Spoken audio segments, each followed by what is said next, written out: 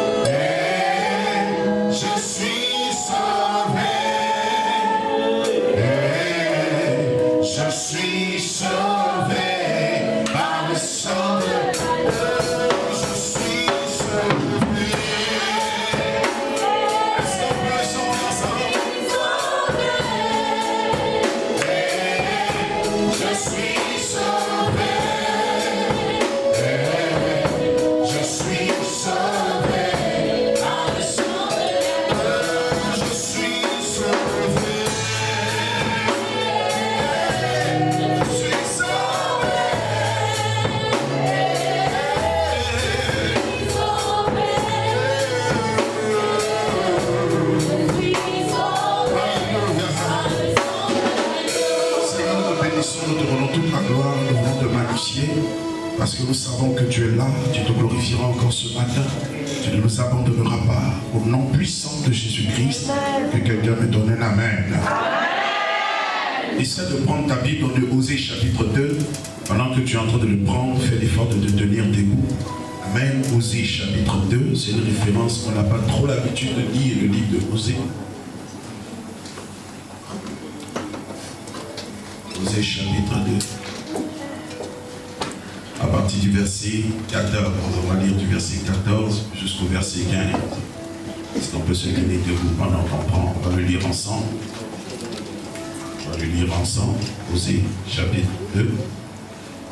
Si quelqu'un à côté de toi est en train de chercher Osée, il faut l'aider. On peut se tenir debout s'il vous plaît. Tout le monde, Osée chapitre 2. Aide la personne qui se débat encore à côté de toi. Les chants, on peut se tenir debout, c'est possible. Osée chapitre 2.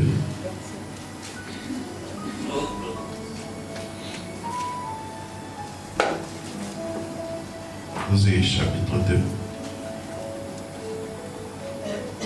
À partir du verset 14. 1, 2, 3, lisons ensemble. C'est pourquoi voici, je vous la donnerai la misère, et je parlerai à sa cœur. Là, je lui donnerai ses muscles et la vallée de la corde, comme une porte d'espérance. Et là, elle changera comme le temps de sa jeunesse, et comme au jour où elle remonta du pays d'Égypte. On peut le lire ensemble encore une fois. C'est pourquoi voici, je veux l'attirer et la conduire au désert, et je parlerai à son cœur. Là, je lui donnerai ses vignes et la vallée d'accord, comme une porte d'espérance. Et là, elle chantera comme au temps de sa jeunesse, et comme au jour où elle remonta du pays d'Égypte. Que Dieu bénisse sa parole. Alléluia. Dieu bénisse sa parole. Amen. Voici une référence. La partie qui nous intéresse véritablement dans cette référence.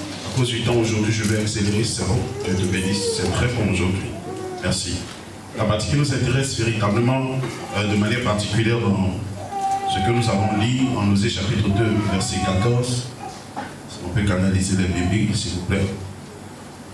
Ce qui nous intéresse, comme je le disais, il dit, je veux l'attirer et le conduire et la conduire au désert. Dis-moi conduire au désert. Conduire au désert. Dis avec moi conduire au désert. Conduire au désert. Dis avec moi conduire au désert. Conduire au Ton voisin dit lui conduire au désert. Conduire au désert.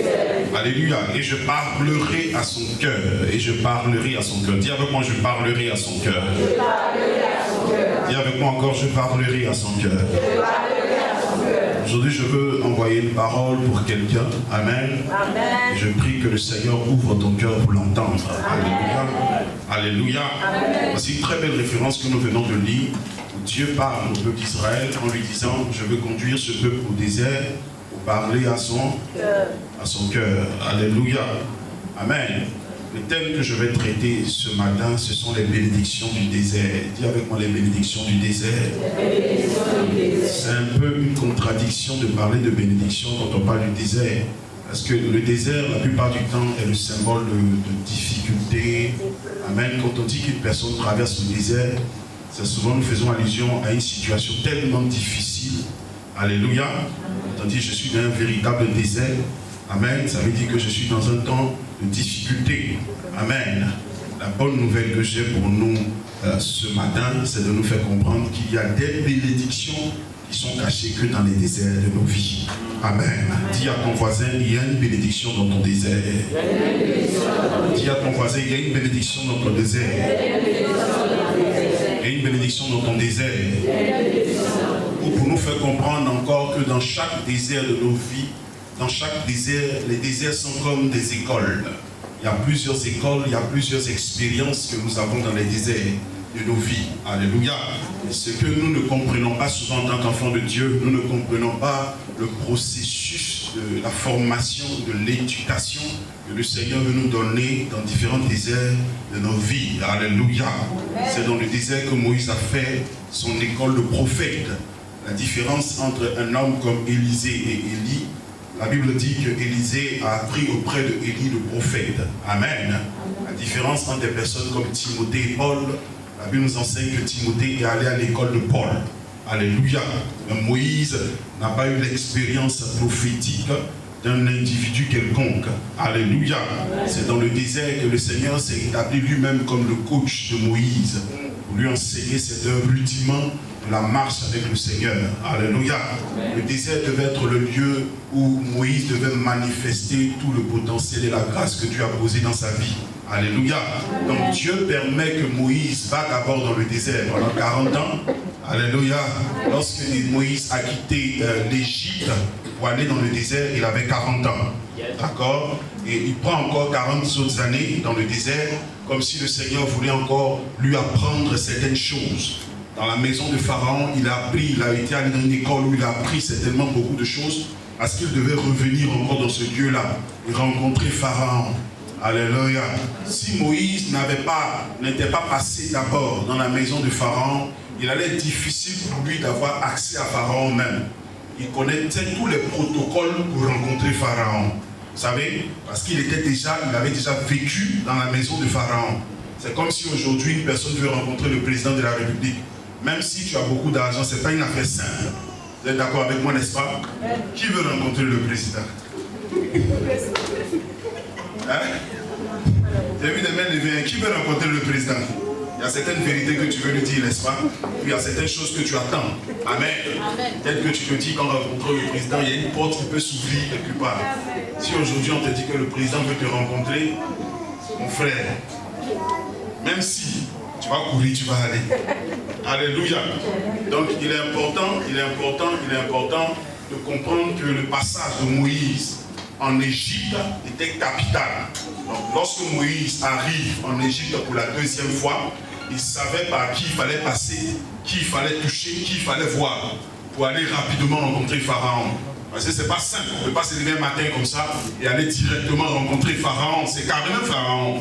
Amen. Quand on parle de Pharaon, aujourd'hui, peut-être de nos jours, on ne peut pas peut-être donner la taille de qui est Pharaon. Pharaon était peut-être comme le Donald Trump de notre période. Amen. L'homme de l'État le plus puissant. Amen. L'Égypte n'était pas aujourd'hui l'Égypte que nous connaissons. Ok?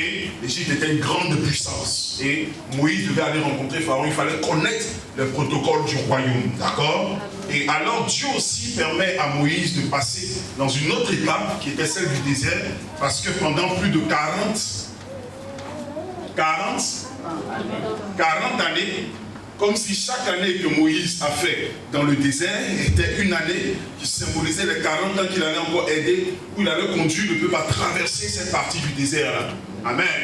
Donc il est important de comprendre que les déserts de nos vies ne sont pas seulement des périodes de destruction, mais ce sont aussi des périodes de formation. Touche quelqu'un et dit, mon désert est une période de formation. Touche celui qui est de l'autre côté et dit, mon désert est une école pour moi. Dieu, dans les déserts de nos vies, nous donne certains modules. Il y a des modules, les universitaires peuvent comprendre ce langage. Il y a des modules qu'on apprend dans le désert. Alléluia. Il n'y a pas de plus grande bénédiction que d'être passé par un désert. C'est pourquoi je dis souvent aux gens qui sont célibataires, ne condamnez pas le célibat. Le célibat est une bénédiction. Alléluia. Je n'ai pas entendu quelqu'un.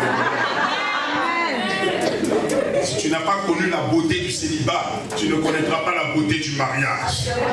Lorsque tu as expérimenté la profondeur du célibat, que tu as bien jeûné, bien prié, le jour où tu rentres dans un mariage, tu fais attention lorsque tu es dedans. Parce que tu connais le nombre d'années que tu as passé dehors, hors de cette réalité-là. Vous comprenez? Donc vous voyez, si quelqu'un croit, il acclame le Seigneur. Alléluia. Mais si tu n'as pas expérimenté les gens qui se marient à 21 ans, vous allez voir, à 23 ans, ils divorcent. Il ne sait pas réellement l'affaire à ce que ça coûte. Mais quelqu'un qui a 45 ans, 46 ans, 42 ans, le jour où il met son pied à l'intérieur, il divorce, il dit je ne veux pas. Il ne sort pas de là. Parce qu'il sait les réalités de la difficulté qu'il a payée depuis qu'il est enfant jusqu'à cet âge-là pour avoir cette expérience qui est le mariage. Alléluia. Alléluia. Lorsqu'une personne, par exemple, a trimé avant de travailler et que ton premier emploi, tu l'as à 38 ans, le jour où on t'embauche, frère, quand on dit le travail commence à 7h, à 6h30, tu es déjà présent. On ne te force pas, on ne t'oblige pas. Les gens finissent à 17h, mais à 19h, toi, tu es encore au travail. Tu ne sais pas ce qui se passe, mais en réalité, tu sais où tu es quitté. Mais celui qui a été embauché à 18 ans, il est là, il joue le travail, il cherche travail ailleurs. Toi, tu ne cesses pas ailleurs. Je ne sais pas si quelqu'un comprend de quoi je parle. Il y a des expériences dans notre vie qui nous permettent d'apprécier la beauté de ce que le Seigneur nous accorde. Alléluia. Si quelqu'un comprend, qu'il dise Amen. C'est dans le désert qu'Agar, qui était la mère d'Ismaël, a découvert le Dieu d'Abraham. Alléluia. La Bible nous dit, c'est vrai qu'elle était dans la maison d'Abraham, mais il y avait des expériences avec le Dieu d'Abraham qu'elle n'avait pas. C'est dans le désert qu'elle a découvert. La Bible dit qu'elle a mis un pot là, et qu'est-ce qui s'est passé? Elle a mis l'enfant très loin, et elle allait se mettre sous un puits, elle ne savait même pas que c'était un puits, et elle était prête à mourir. Et ce Dieu-là se révèle à elle. Alléluia. Je prie que le Dieu de la révélation te rencontre dans ton désert. C'est dans le désert que David a fait ses premiers exploits. Lorsque vous voyez l'histoire de David, les plus grands exploits, même si je peux le dire ainsi, où il a vaincu les ours et les lions et toutes ces choses-là, c'était dans le désert. C'était dans le désert. C'est dans le désert que Jésus-Christ a vaincu la tentation. Vous comprenez? La Bible dit qu'il fut conduit dans un désert, pas par un démon, pas par une possession quelconque, mais par l'Esprit de Dieu lui-même, l'a conduit dans le désert afin qu'il soit tenté. Et la Bible nous dit qu'il a vaincu la tentation, et c'est dans ce désert aussi qu'il a reçu une artillerie d'anges autour de lui pour l'accompagner tout le long de son ministère. Est-ce que quelqu'un me comprend? C'est dans le même désert, c'est dans ce désert aussi que Jean-Baptiste a eu à manifester son appel. Amen. Il est important pour tout enfant de Dieu de comprendre l'importance des déserts dans notre vie. Beaucoup aujourd'hui condamnent les différents déserts. Il y a des déserts qui sont provoqués, c'est vrai, par les forces des ténèbres. Il y a des déserts qui peuvent être provoqués par des réclamations et toutes ces choses. Il y a des déserts qui peuvent être provoqués par un péché quelconque. Mais dans tous les déserts où le Seigneur va permettre que tu traverses, il y a un enseignement que Dieu veut que tu retiennes. Et ce qui doit te préoccuper, c'est l'enseignement à sortir de chaque situation, de chaque désert que tu traverses. Lorsque tu sors d'un désert, comment est-ce que tu sors de ce désert? Avec quel caractère tu sors de ce désert? Avec quel comportement tu sors du désert? Dieu ne veut pas que nous sortons d'un désert de notre vie avec l'amertume, avec comment on appelle, le non-pardon. Dans les déserts, certainement, vous serez exposé aux injures, aux calomnies, aux paroles de plusieurs personnes. Mais ça ne doit pas être véritablement le centre de notre débat. Il y a beaucoup d'autres choses plus importantes que le Seigneur veut que vous appreniez dans ces différents déserts de votre vie. Alléluia. Lorsque je finirai ce message, quelqu'un sera béni d'avoir remerciera le Seigneur d'être passé dans un désert dans sa vie. Alléluia. Les déserts sont des périodes importantes et essentielles. Il faut savoir apprécier tous les différents éléments que nous apprenons dans les déserts de notre vie. Il y a des périodes où nous pleurons, c'est vrai. Il y a des périodes où nous sommes dans une situation tellement difficile, où l'oppression nous accable. Bien aimé, c'est vrai. Et c'est pas comme si Dieu est absent, ou que Dieu ne voit pas ce que nous sommes en train de vivre. J'ai une bonne nouvelle pour toi. Dieu est témoin de tout ce que tu traverses. Ton amen ne sort pas bien ce matin. Dieu est témoin de tout ce que tu traverses. Et souvent même on a l'impression que Dieu est tellement absent. Alléluia. Dieu est tellement absent. Dieu est tellement absent dans nos déserts. On veut voir Dieu se lever, on veut voir Dieu agir, on veut voir Dieu se démontrer. Et Dieu est tellement silencieux dans certains déserts de notre vie. Mais lorsque Dieu est silencieux de cette manière, il attend maintenant que nous puissions démontrer une certaine maturité. Il attend que nous puissions démontrer la divinité qu'il a posée en nous. Les déserts, c'est aussi la période où Dieu veut véritablement que toutes les capacités, tous les dons qu'il a posés en toi puissent se manifester. S'il n'y a pas de période de désert dans ta vie, il est difficile pour toi d'exploser comme sur toi. Un enfant de Dieu qui est habitué constamment au confort, constamment à la bénédiction, constamment aux bonnes choses, constamment aux périodes de largesse de Dieu. Alléluia. Ne peut pas véritablement voir la plénitude de la grâce du Seigneur. Dieu veut se faire découvrir, Dieu veut se faire connaître, Dieu veut que nous puissions l'expérimenter en profondeur. Je prie que Dieu se découvre, se démontre à toi pendant tes temps de désert au nom de Jésus-Christ. Que quelqu'un dise amen à son frère. Que quelqu'un dise amen à son frère. Amen. Alléluia. La première des choses qu'on expérimente dans les déserts. Dans les déserts, on apprend l'endurance. Dis à ton voisin l'endurance. Hébreux chapitre 12, verset 3.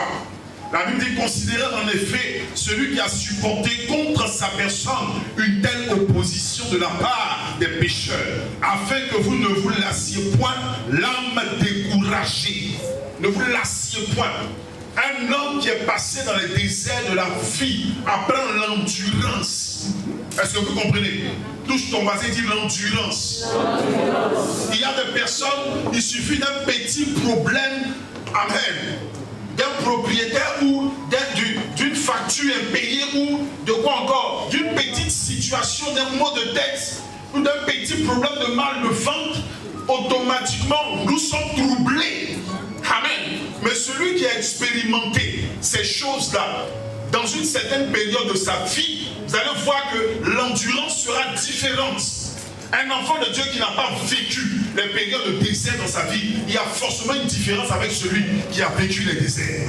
Quand vous avez traversé certaines périodes de votre vie, bien aimé, votre manière de réagir vis-à-vis des situations est différente. Les déserts développent l'endurance des enfants de Dieu. Dieu veut que nous soyons endurants. La tribulation viendra. La Bible dit, Jésus-Christ, homme de souffrance, habitué à la douleur. La Bible dit qu'il a appris des choses par la souffrance qu'il a traversée. Amen. Trahi par les gens de son entourage, vécu l'humiliation, les calomnies et toutes ces choses, mais il a enduré toutes ces choses-là. Dieu ne veut pas que nous soyons des chrétiens, comme on dit aujourd'hui en Côte d'Ivoire, flequés. Dieu veut que nous soyons des chrétiens endurants. Alléluia. Il y a des situations que tu as vécues il y a peut-être des années, mais aujourd'hui lorsque tu les vis, tu n'as pas la même réaction. Tu ne dois pas avoir la même réaction vis-à-vis d'une situation que tu as vécue il y a 10 ans dans ton christianisme et que tu vis aujourd'hui. Ton endurance doit avoir grandi. Tu dois avoir développé certaines capacités pour pouvoir être plus fort dans cette épreuve que tu rencontreras. Celui qui te dit que les épreuves de la vie s'arrêteront est un menteur. Même si aujourd'hui tu n'as plus de problème pour régler 1 ou 2 ou 3 autres choses de ta vie que tu ne pouvais pas régler hier, qu'aujourd'hui tu as cette capacité, il y a d'autres challenges que Dieu met toujours. Dieu ne te permet pas d'être totalement libéré de tout. Parce que si l'homme arrive à un point où il a une quiétude totale, l'homme commence à oublier Dieu. Est-ce que vous comprenez? Dieu veut certainement que nous ayons la quiétude dans beaucoup de choses. Mais ces déserts-là développent en nous des capacités. Et Dieu va toujours permettre que cela existe. La Bible dit que Dieu dit quelque chose au peuple. Il dit, je vais chasser tous les peuples, mais je vais garder au milieu de vous des gens. Pour que chaque fois que vous éloignez de moi, ces gens-là puissent vous acclamer et que vous criez vers moi. Dieu veut que l'endurance soit développée. Touche ton voisin et dis, sois endurant, sois endurant. Je ne suis pas en train de te dire que Dieu veut que tu sois dans la souffrance 24 heures sur 24, que 365 jours sur 365 jours, 31 jours sur 31, tu souffres. Bien aimé, mais il y a une période où ton endurance est tellement développée que les difficultés, tu ne les vois plus de la même manière. Un homme qui a développé une certaine capacité d'endurance est capable de voir la main de Dieu. L'endurance va être développée de telle sorte que lorsque ça chauffe, tu n'es pas en train de pleurer, de courir de gauche à droite pour chercher des crédits, mais tu as encore l'endurance de pouvoir te tenir dans la présence de Dieu et d'attendre la manifestation de Dieu.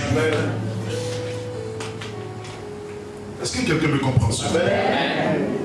Mais quand ton endurance n'est pas encore développée, tu vas te rendre compte, bien aimé, il y a des choses que l'école peut nous apprendre, mais il y a des choses que le désert doit nous inculquer. Est-ce que quelqu'un me comprend? Quelle que soit la qualité des messages qu'un pasteur te donne, quelles que soient les impositions des mains que tu reçois, bien aimé, l'école du désert est obligatoire pour que tu acquières certaines aptitudes. Est-ce que vous me comprenez? Est-ce que quelqu'un me comprend? Est-ce que quelqu'un me comprend ce matin? Dis avec moi l'endurance. La Bible dit en Jacques chapitre 1 verset 12, il dit heureux l'homme qui supporte patiemment la tentation, car après avoir été éprouvé, il recevra la couronne de vie. Alléluia. Qui supporte patiemment. Qui supporte patiemment. Quand Dieu nous parle de cette manière, nous devons être conscients du fait que les périodes difficiles vont toujours venir. Amen. Alléluia. Amen. Mais notre endurance, elle est différente. La Bible dit, tu supporteras patiemment la tentation, car après avoir été éprouvé, tu recevras la couronne de vie. Je prie que le Seigneur te donne la couronne de vie. Alléluia. Amen. Il y a des choses que tu peux voir seulement dans ta vie si tu es un homme endurant. Parce que le diable ne dormira jamais. Il va toujours tenter ou toujours provoquer des choses pour t'empêcher d'avancer. Mais c'est l'endurance qui va faire la différence. Ce qui fait la différence entre les hommes, c'est l'endurance. Il y a beaucoup qui ont essayé beaucoup de choses, mais parce qu'ils ont rencontré des problèmes, ils sont arrêtés. Mais il y a certains, malgré les problèmes qu'ils découvrent, ils se rendent compte que ce n'est pas les problèmes qui doivent les arrêter, mais ils doivent découvrir dans les problèmes des capacités pour changer la méthode d'approche, pour aller encore affronter la chose qu'ils avaient affrontée, dans laquelle ils avaient échoué. Est-ce que vous comprenez? Les échecs vous donnent de découvrir les mauvaises approches que vous aviez eu à faire dans le passé. Et vous donnent de pouvoir voir autrement les choses. Est-ce que quelqu'un me comprend? Amen. Donc le désert doit développer ton endurance. Amen. Regardez tous ces hommes, écoutez un jour le témoignage d'un homme qui a réussi. Il n'y a aucun d'eux qui est arrivé un coup comme ça et puis tout s'est ouvert devant lui. Vous allez voir que dans chacun de ces témoignages, il y a une manifestation d'endurance quelque part. Permettez-moi de donner l'exemple de plusieurs hommes certainement dans ce monde. Regardez un homme comme Michael Jordan, basketteur. Lorsqu'il est allé pour s'inscrire, pour jouer au basket de manière professionnelle dans son université, on lui a dit qu'il n'avait pas de compétences pour le faire. Et le seul poste qu'on lui a donné, c'était ramasseur de balles. C'est-à-dire quand les gens shootent la balle et que ça va tomber dehors, c'est lui qui ramasse et puis il donne à ses amis. Mais pendant qu'on lui disait ça, il ne s'est pas arrêté avec le verdict de son coach. Mais il a été arrêté par rapport à son rêve. Il avait un rêve à l'intérieur de lui qui devait accomplir. Donc il est resté endurant jusqu'à la fin. Pendant que les autres arrêtaient de s'entraîner, il rentrait sur le match, il rentrait sur le terrain et lui-même continuait à s'entraîner personnellement. Et il continuait à s'entraîner, il continuait à s'entraîner. Un jour, l'un des joueurs a eu un mal. Et on était bloqué, on devait choisir quelqu'un pour jouer à sa place. C'est là qu'on fait l'erreur de le choisir. Et quand on l'a pris, Ce qu'il a fait, frère, on a oublié notre joie. Mon frère, il faut rester dans ta blessure. C'est plus la peine de revenir. Je prie que quelqu'un qui est endurant puisse expérimenter quelque chose.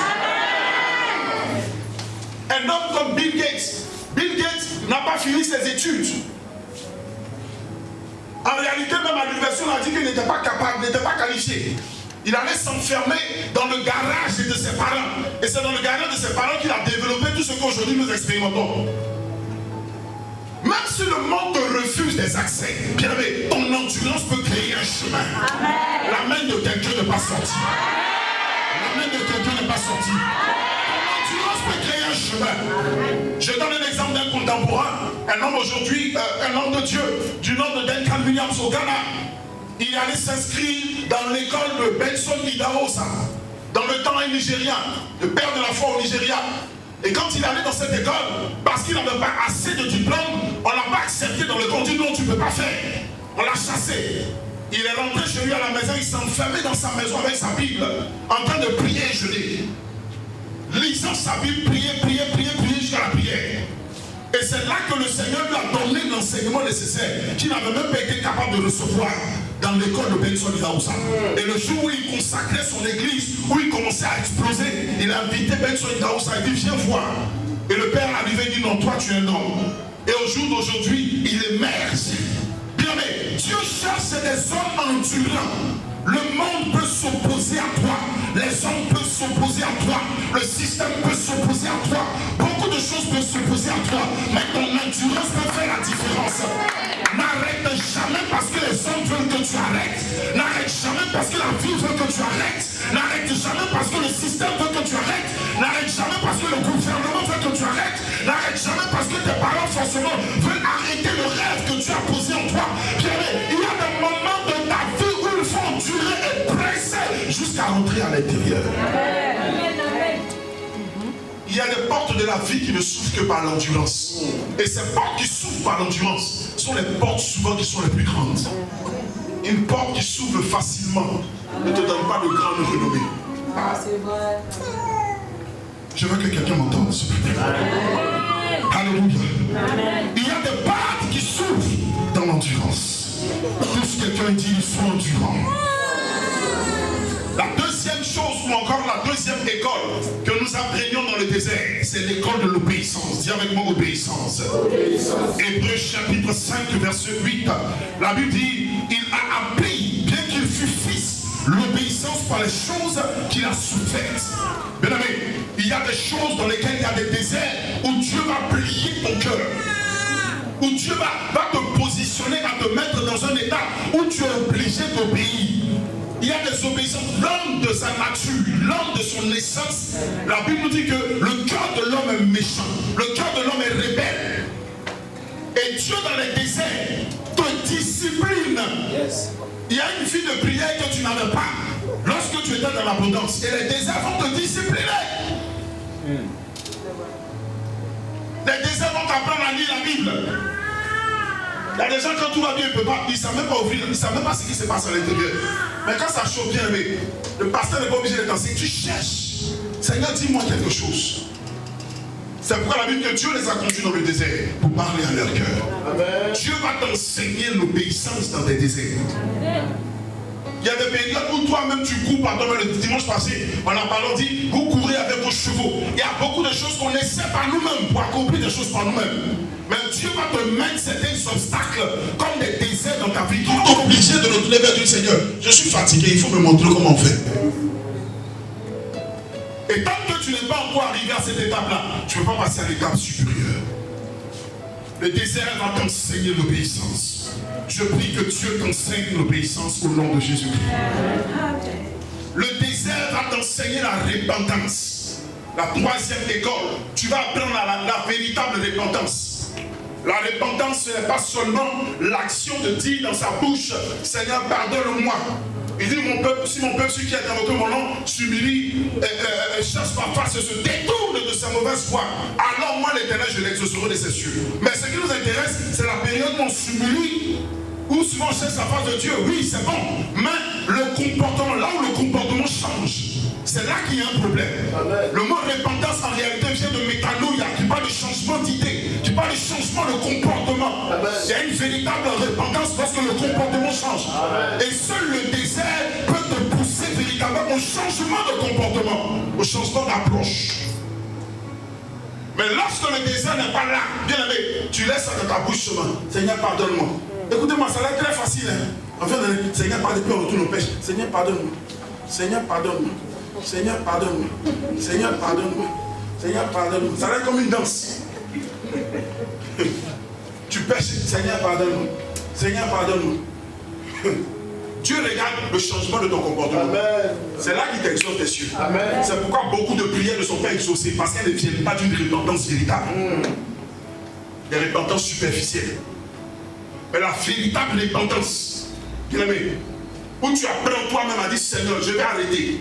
Il y a des périodes de désert où Dieu te discipline. Bien aimé, il est préférable que Dieu te fasse passer dans le désert, que Dieu lui-même te saisisse pour te corriger, pour t'exposer. Le désert, Dieu va t'apprendre, il va te coincer de telle sorte que tu apprennes à te repentir et à changer de comportement. Et lorsque tu vois le Seigneur te faire passer dans les déserts, que tu te rends compte que la Bible dit que le péché met une barrière entre nous et Dieu. Le péché nous empêche d'expérimenter une manifestation de la dimension de Dieu. Le péché va te faire manifester tes propres efforts et avoir des résultats que tu penses être des résultats qui vont durer, mais ces résultats ne sont pas durables. Le péché te cache de la véritable manifestation de la gloire de Dieu. Et celui qui veut expérimenter une gloire authentique, puissante et véritable de la main de Dieu doit passer par une véritable repentance réelle. Amen. Et si cela n'est pas fait, bien aimé, vous allez vous rendre compte que vous allez vivre seulement des choses superficielles. Dieu veut véritablement que nous puissions expérimenter cette repentance. C'est pourquoi il va permettre des déserts. Il y a des moments où tu vas te rendre compte que ce que tu avais l'habitude de faire qui te donnait des résultats avant, mais qui étaient les efforts de ta chair, tu vas te rendre compte que ça ne donne plus les mêmes résultats. Et qu'est-ce que Dieu recherche? Il recherche à ce que tu tournes le regard et tu dis Seigneur, qu'est-ce qui se passe? Et qu'il te dise, change de comportement.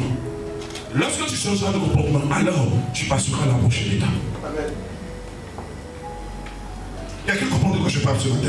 Amen. Donc chaque désert de notre vie ne doit pas seulement nous pousser à des prières, à beaucoup de choses, mais doit nous pousser à chercher à comprendre. Mais qu'est-ce que Dieu veut m'enseigner au travers de ce désert que je traverse? Dans quelle école je suis? Chacun de nous ce matin est dans une école. Dans les différentes écoles que je vais citer, il y en a 8. Chacun de nous se trouve quelque part. Dieu veut peut-être t'enseigner l'endurance, Dieu veut peut-être t'enseigner l'obéissance, ou Dieu veut qu'une repentance véritable de toi. Est-ce que je dis quelque chose à quelqu'un qui a sens? Une quatrième chose que Dieu nous enseigne au travers des déserts, Dieu nous enseigne la patience. Touche ton voisin et dit la patience. Il dit mes frères, Jacques chapitre 1 verset 2 à 4. Mes frères, regardez comme un sujet de joie complexe les diverses épreuves auxquelles vous pouvez être exposés, sachant que l'épreuve de votre foi produit la patience. Dis avec moi, produit la patience. Il faut que la patience, bien aimé, il te faut réellement un certain niveau de patience. Le monde accélère, mais Dieu ne court pas avec le monde. Est-ce que vous comprenez? Le cœur de l'homme est accéléré dans ses désirs. Mais Dieu ne court pas avec l'accélération de nos cœurs. Dieu court à son rythme.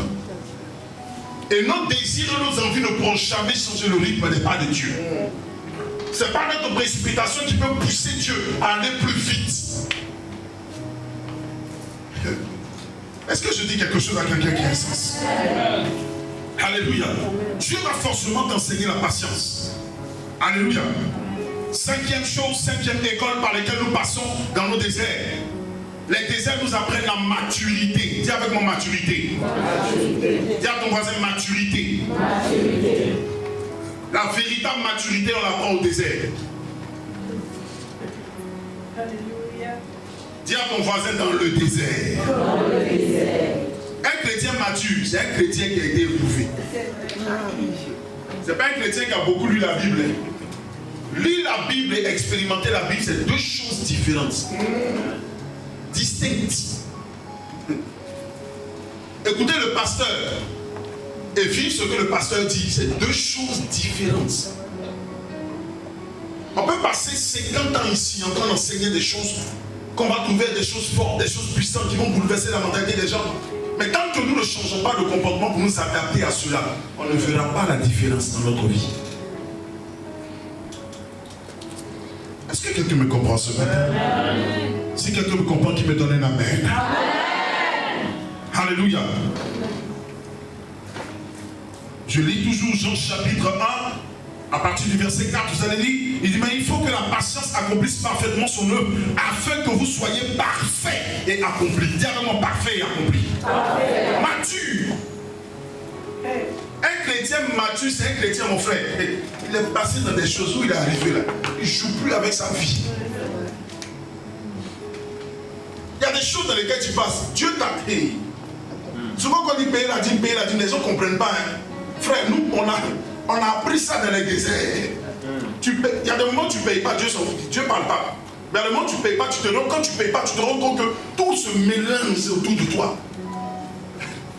Donc, tu comprends que mon frère, si je vais avancer, attends, il obéit doucement.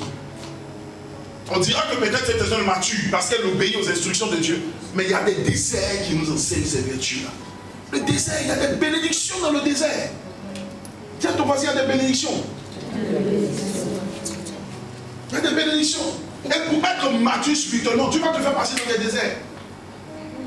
C'est pourquoi le début de la vie chrétienne, tout ce que tu demandes, tu le reçois. Qui a expérimenté ça ici? Dites-moi la vérité. Ou au début du christianisme, quand tu dis Seigneur, je veux plus ça. Et puis tu dis, oh, alléluia, alléluia. Seigneur, je veux ça. Et puis Dieu te donne, oh, Dieu est bon, oh, Dieu est bon. Il y a des périodes de la vie chrétienne où on vit au bonbon. Mais il y a une période où Dieu te fait vivre par la croix. Il y a une période où il te dit demandez et vous recevrez. Mais il y a une période où il dit cherchez et vous trouverez. Il y a une période où il dit frappez et l'on ouvrira. Mais nous on veut rester sur la dernière. Tout ce qu'on demande, Matthieu 7, tout ce qu'on demande, vous recevez. Tout ce que vous demandez, je demande. C'est fini ça. Il y a une période de ta vie où Dieu te dit c'est fini. Le christianisme bonbon à un certain niveau. Même si tu ne veux pas grandir, Dieu va te poser les déserts pour que tu grandisses par force.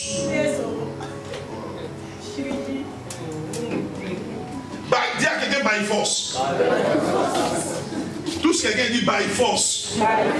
Quelles que soient les impositions des mains du pasteur, même si les gens veulent t'aider même à sortir de ton désert. Écoutez-moi, j'ai compris que ce n'est pas tout le monde on doit faire sortir rapidement des déserts.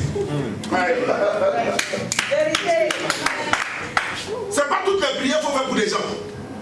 Dans le parcours et l'expérience, j'ai compris qu'il y a des déserts où Dieu met certaines personnes pour apprendre certaines choses. Même quand tu lègues, même la lettre, elle ne fait rien. Vous comprenez ce que je dis? Ça ne fait rien. Souvent même tu lègues et puis quand même tu as des problèmes. Tu comprends que hey, ça c'est une affaire de Dieu. Mon frère, il faut aller prier. Dieu veut forcément que cette personne... Écoutez-moi, Dieu est beaucoup plus préoccupé par notre vie que par ce qu'il nous donne. Souvent nous sommes préoccupés par ce que Dieu peut nous donner. Mais Dieu regarde à ta vie. Ta vie, qu'est-ce que... Écoutez-moi, c'est pas seulement l'exaucement de ta prière qui importe. Mais quand Dieu va t'exaucer, quel est le comportement que tu auras vis-à-vis de l'exaucement? C'est ce que tu regardes. Donc Dieu prépare toujours le vase qui va exaucer. Est-ce que vous comprenez? Dieu va toujours préparer le vase. Et le champ de formation des champions, c'est dans le désert. Il faut que Dieu te prépare d'abord dans certains déserts de ta vie. Pour que lorsque tu expérimentes certaines choses, bien aimé, ça soit des choses qui soient bénéfiques, pas seulement pour toi, mais pour les gens autour de toi et pour le royaume des cieux. Amen. Mais lorsque tu n'es pas encore passé par le désert, tu es encore orgueilleux. Bien aimé, si tu es passé par l'école de l'humilité, quand tu es faible, tu t'en mets, hey, allez demander à l'ennemi comme ça. La Bible dit qu'un matin il se réveille et il regarde son parler et dit voici, hein? Voici ce que j'ai fait. Oh, j'ai bâti de grandes choses. Oh. Quand il a fini de parler, la Bible dit automatiquement la folie est rentrée dans sa tête. Dieu l'a pris pendant 7 années. Il l'a envoyé dans la brousse. On dit que ses ongles poussaient comme les animaux. Et il mangeait les herbes. Quand Dieu l'a fait bouffer les herbes pendant 7 ans, et pendant ces 7 années, regardez très bien, Dieu a gardé le trône. Il n'y avait pas coup d'état. Il n'y avait même pas quelqu'un qui avait l'intention de s'asseoir au trône. Dieu lui-même s'est assis sur le trône pour montrer aux hommes que c'est lui qui est la tête de toutes choses. Et cet homme se retrouve dans la brousse. Après 7 années, la Bible dit qu'il revient de s'affoler, il lève la tête et dit non, c'est Dieu, c'est Dieu. Je suis sûr qu'après ça, quand il allait s'asseoir, c'est des croisades, c'est des prières, c'est des adorations, des sacrifices de son tête qui bâtissait. Il était devenu un. Si tu n'es pas encore un, Dieu va te faire passer dans des déserts pour briser ton ego. Je ne sais pas si quelqu'un comprend de quoi je parle. Tant que ces choses sont pas encore établies dans ta vie, tu ne peux pas parvenir. Ce n'est pas possible. Il y a quelqu'un, c'est pas possible. Ce n'est pas possible. On condamne les déserts, on les brise, on les annule, on les détruit, on les asperge de sang de Jésus, on fait tout bien. Mais Dieu, et si Dieu lui-même est là, tu sais, c'est Dieu lui-même qui a établi la table du désert, tu fais comment? Laisse Dieu faire son travail. La bonne nouvelle, c'est qu'à la fin de toutes ces choses, à la fin de toutes ces choses, il y a une couronne de gloire qui t'est réservée. Il y a une couronne de gloire qui t'est réservée. Tu vas te tenir debout, tu vas dire à 3 personnes, il y a une couronne de gloire qui t'est réservée à la fin.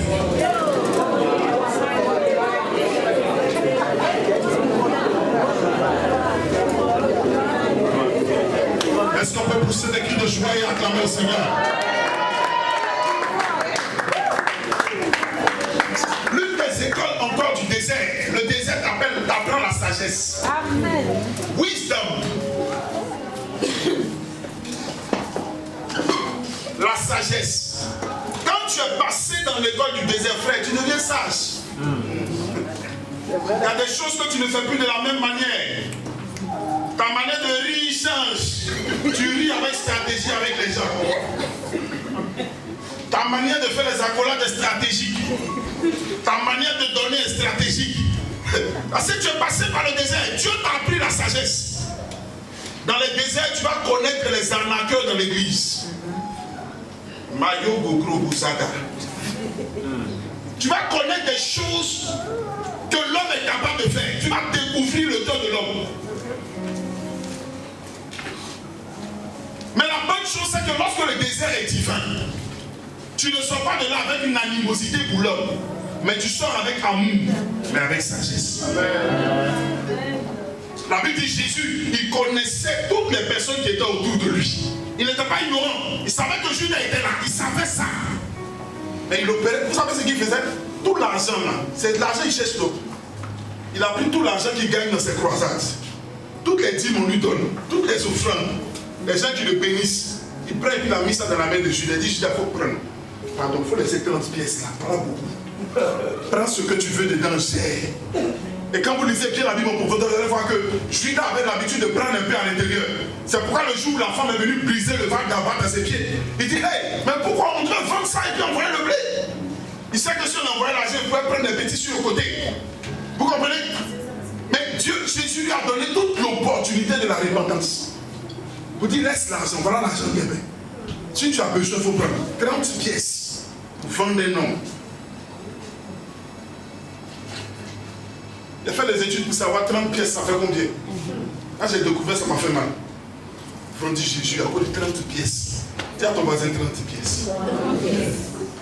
30 pièces. Alléluia.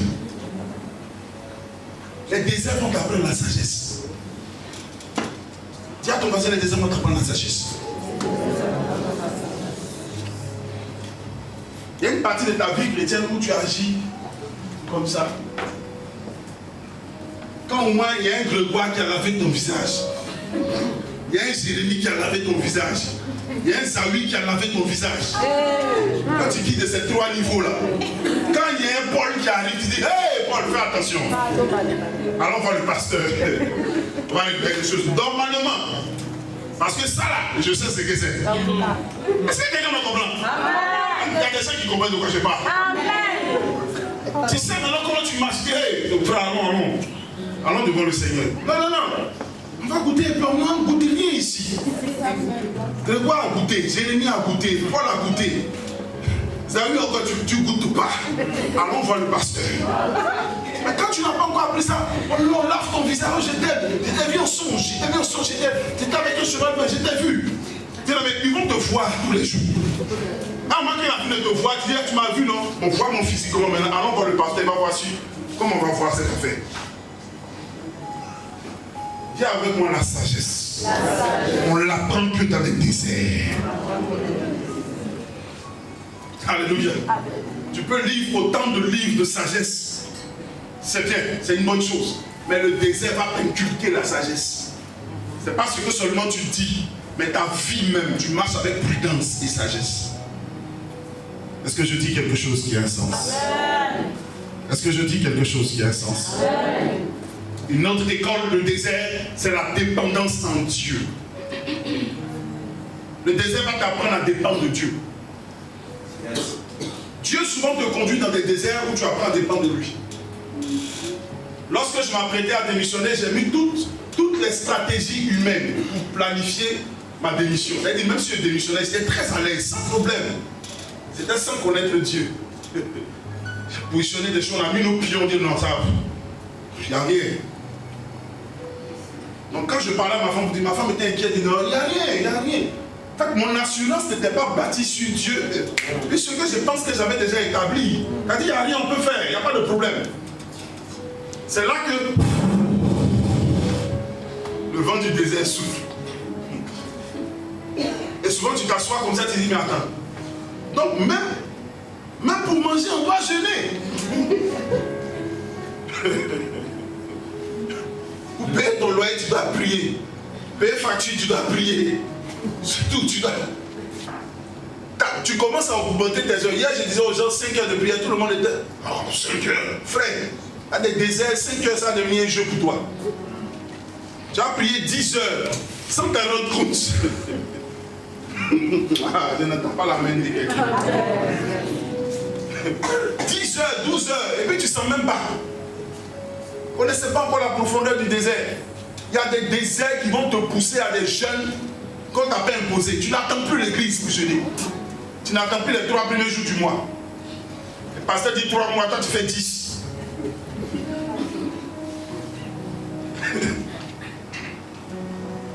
Alléluia. Parce que tu connais. Tu apprends à dépendre de Dieu. Qu'est-ce qui s'est passé dans le jardin, dans le désert? La Bible dit que Dieu envoyait la manne. Qui connaît la manne?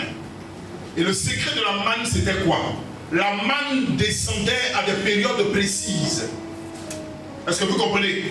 Ça venait le matin, et la manne qui tombe le matin, vous devez le consommer cette journée-là. On ne garde pas pour demain. Il y a des gens même, au début, ils ont été stratèges, ils ont gardé des choses, ils ont dit, dans le cas où Dieu ne vient pas demain, au moins on a dit pour nous. L'homme est toujours en train de faire des réserves pour résoudre les problèmes que Dieu, au cas où il ne vient pas, au moins je suis là. Est-ce que quelqu'un me comprend? Et ils avaient gardé la main, ils se disaient, non, demain, si Dieu n'est pas venu, au moins j'ai. La nuit, tout est gâté, le matin, c'était inconsommable. Et chaque matin, on devait aller dans les champs et puis s'attendre à ce que Dieu se manifeste. Donc Dieu voulait mettre le peuple dans une position où il dépend de lui. Les déserts vont t'apprendre la dépendance en Dieu. Amen. Tu vas te rendre compte que ton salaire, à un moment, ton salaire ne suffit plus. Et au-delà de ton salaire, il faut quelque chose d'autre. Et ce quelque chose d'autre-là, c'est seul Dieu qui peut te donner ça. Est-ce que je dis quelque chose à quelqu'un qui a un sens? Pousse ton voisin et dis, apprends à dépendre de Dieu.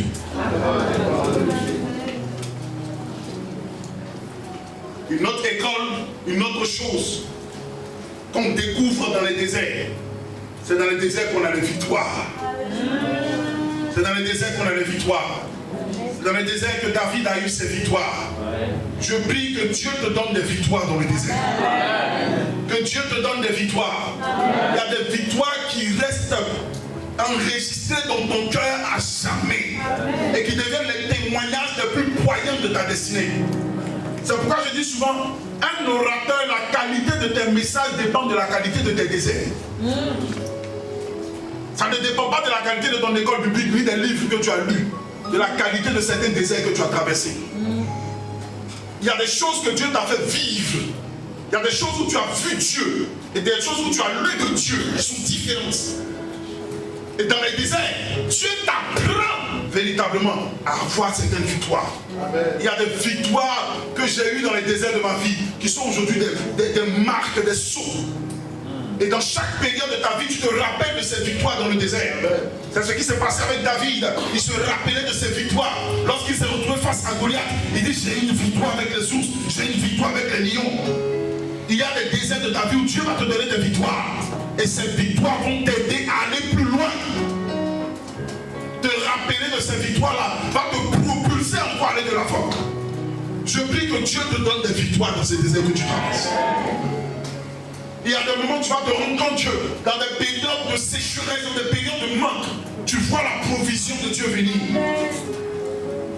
Et tu te rappelleras toujours de ces choses-là. Lorsque tu as une provision dans les temps d'abondance, tu ne le sens pas.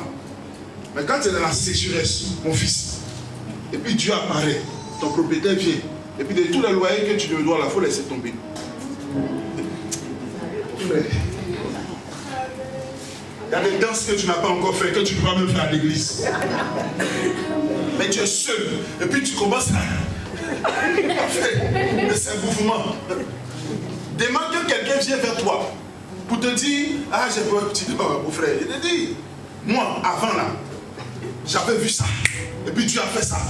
Il dit, Dieu peut faire. Faut pas avoir peur.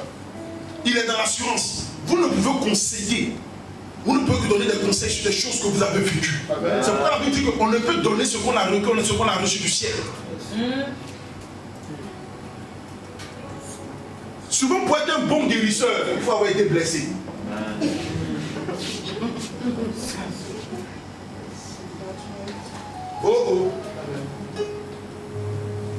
C'est pourquoi Jésus-Christ ne s'est pas arrêté seulement au ciel pour nous regarder, pour dire qu'il va nous sauver. Lui-même, il s'est fait homme. Amen. Il est venu expérimenter ce que nous vivons sur la terre. Il a traversé ce que nous traversons. Il a vécu ce que nous avons vécu. Il a vu les tentations, il a vu les souffrances, il a vu les problèmes de la chair. Parce qu'il était 100% chair, aussi bien qu'il était 100% Dieu.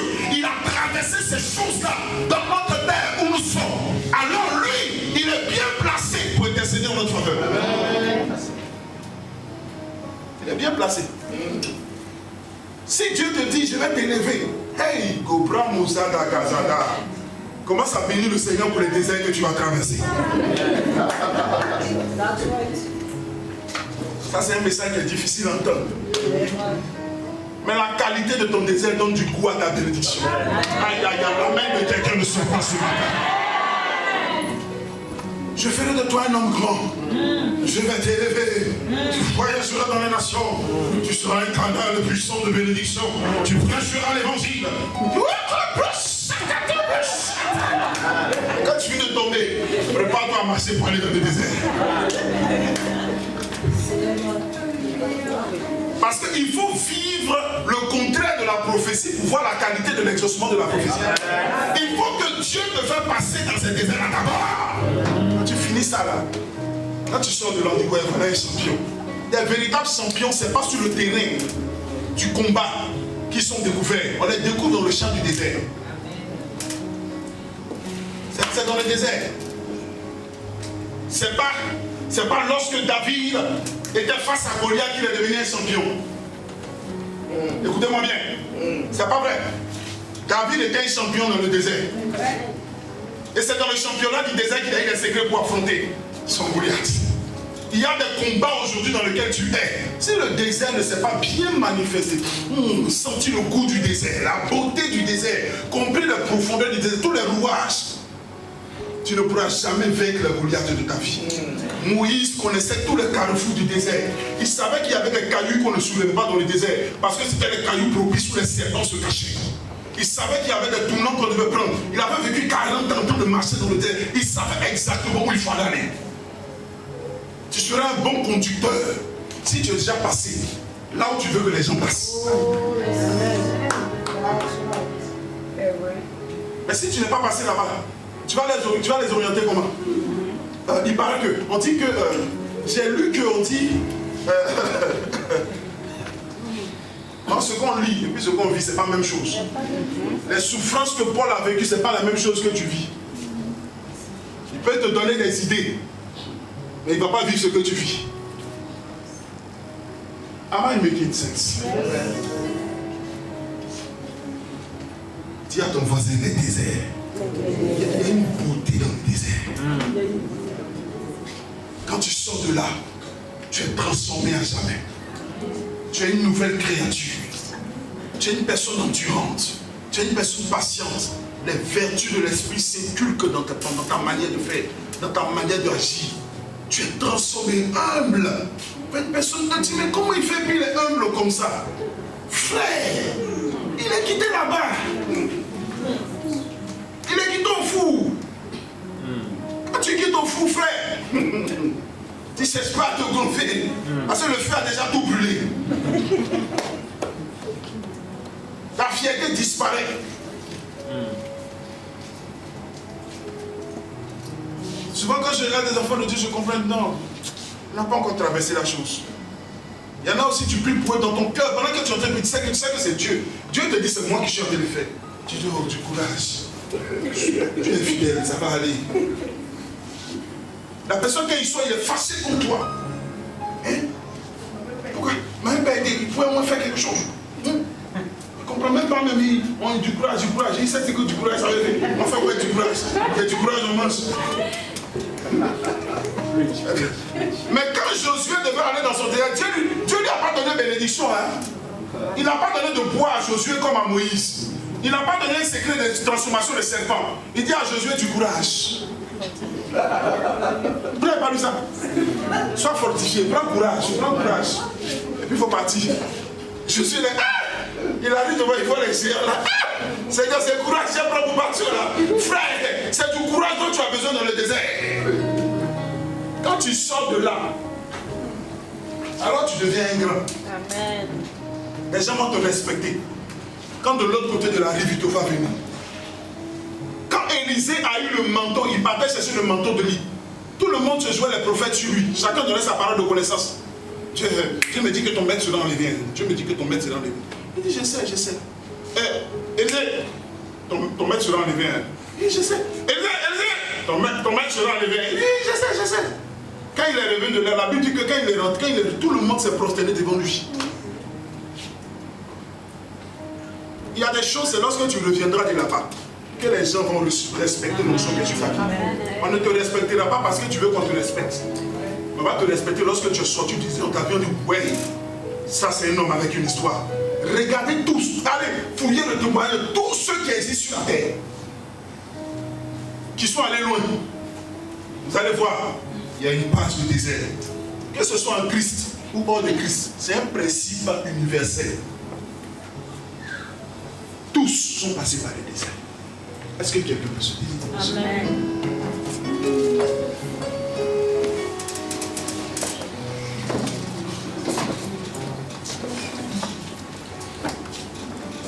Dis à quelqu'un le désert.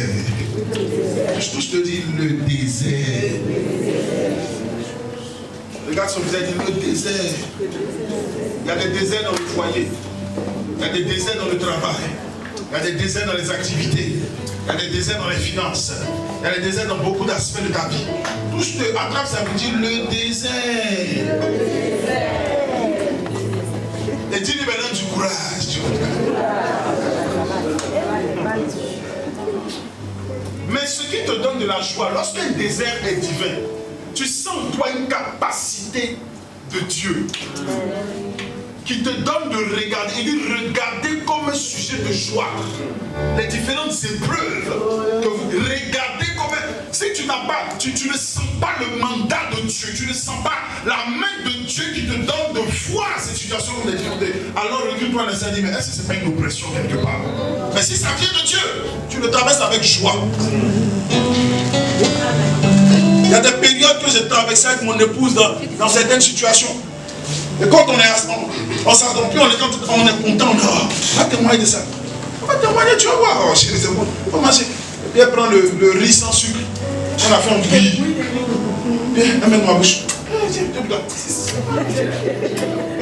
fait notre love avec ça. Alors, on va témoigner de ça. Voilà, je te vois aujourd'hui. Aujourd'hui, on ne mange plus bouillir. C'est fini. Donc, quand quelqu'un, il y a un jeune qui est venu nous trouver dehors. Pasteur, c'est difficile. Souvent pour moi, c'est même ça qui faisait. Il regarde bien. Je suis sur le socle, il a dit, mais le pasteur, il a pas fait.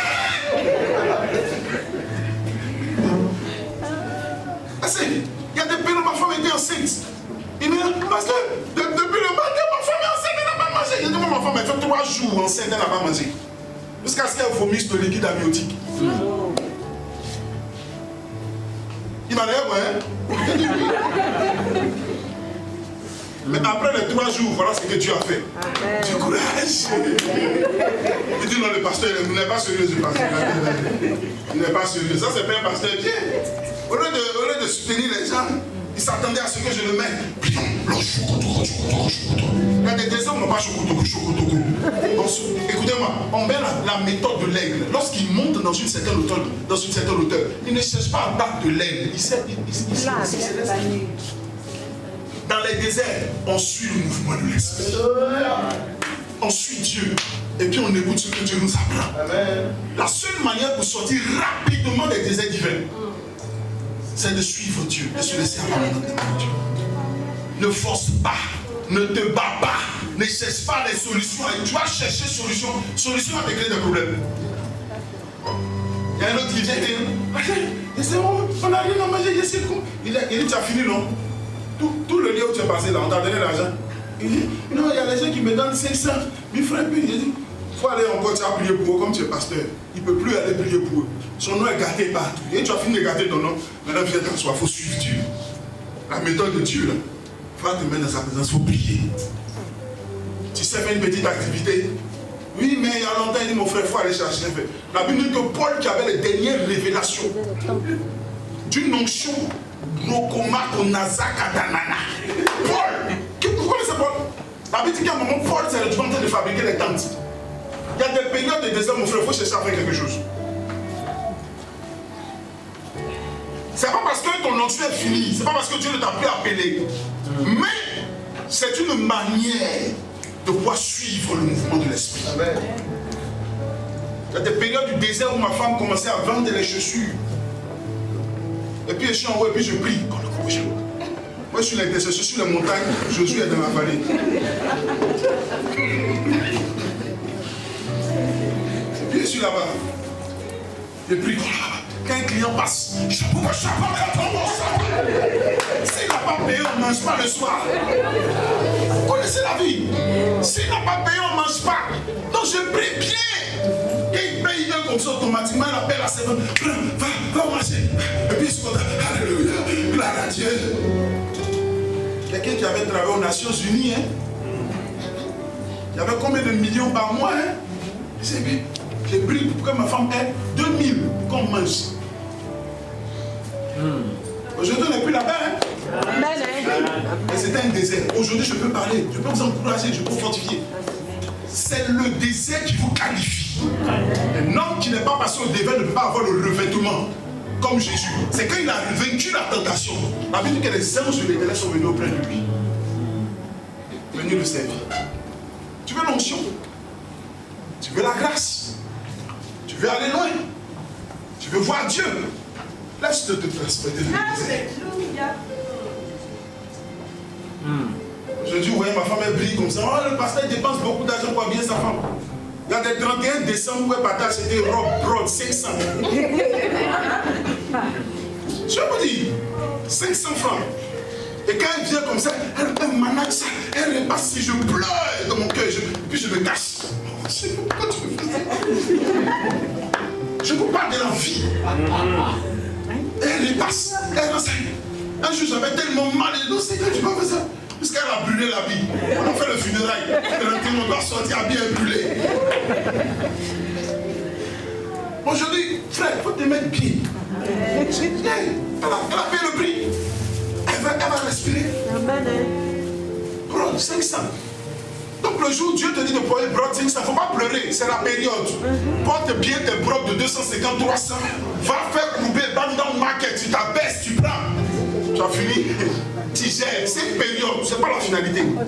Il y a des périodes où tu payes une cravate 50 francs, il faut payer. Il y a des périodes où ça va venir, tu payes plus une cravate 50 francs.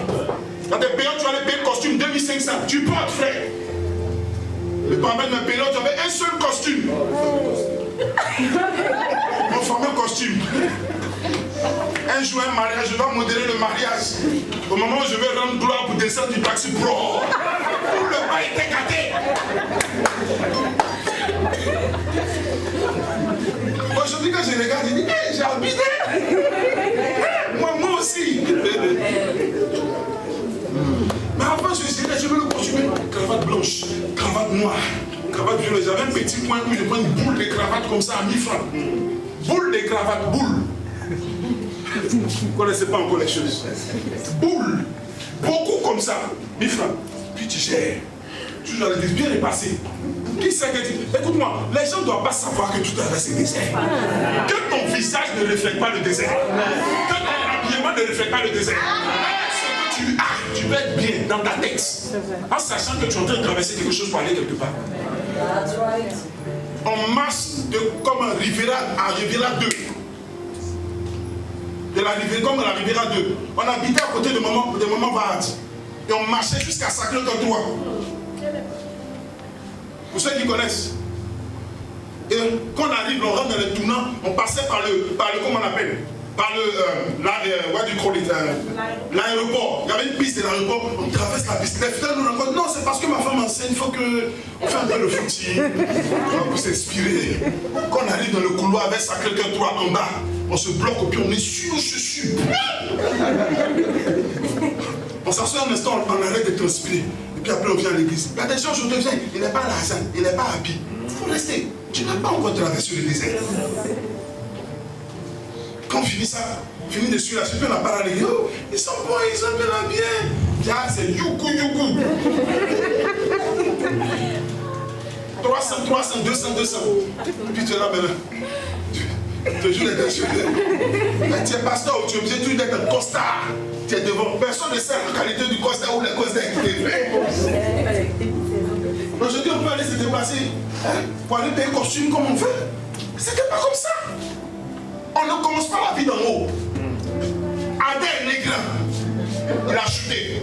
Dieu dit non, on n'est plus grand maintenant. Jésus, il a fait naître bébé. Il dit il faut grandir.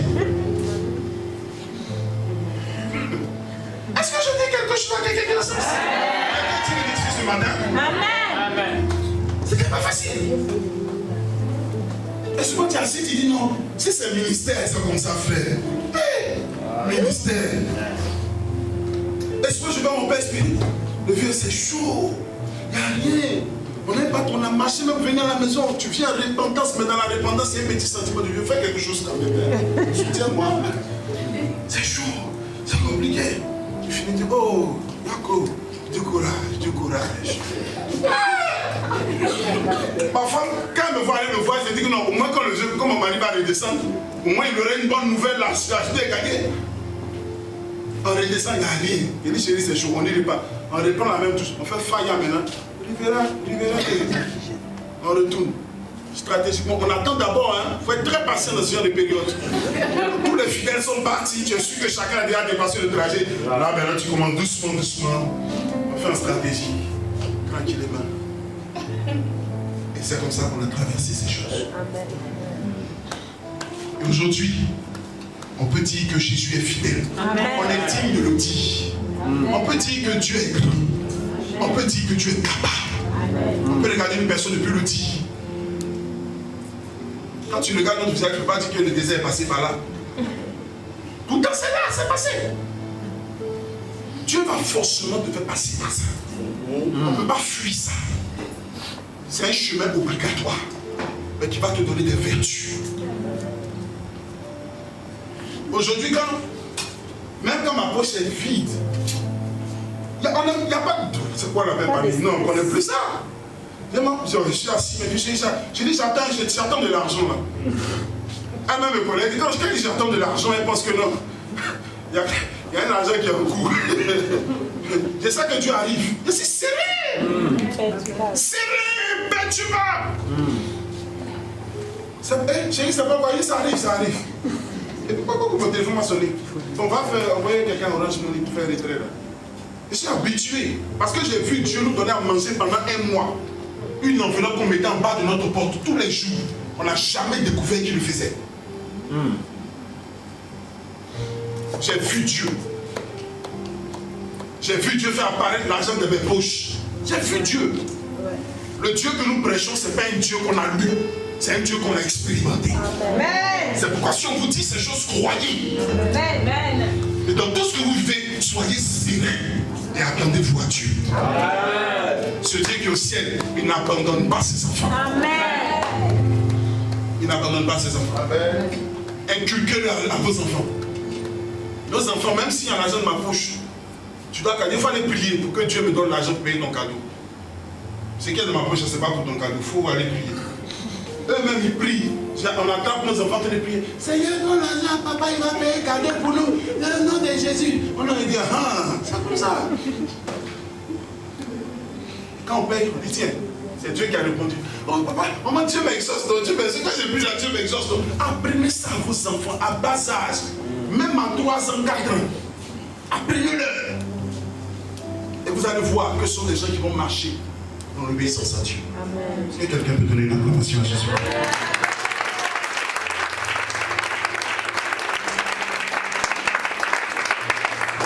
Le Dieu que nous servons est fidèle. Élevons la vraie bénédiction dans le nom de Jésus-Christ.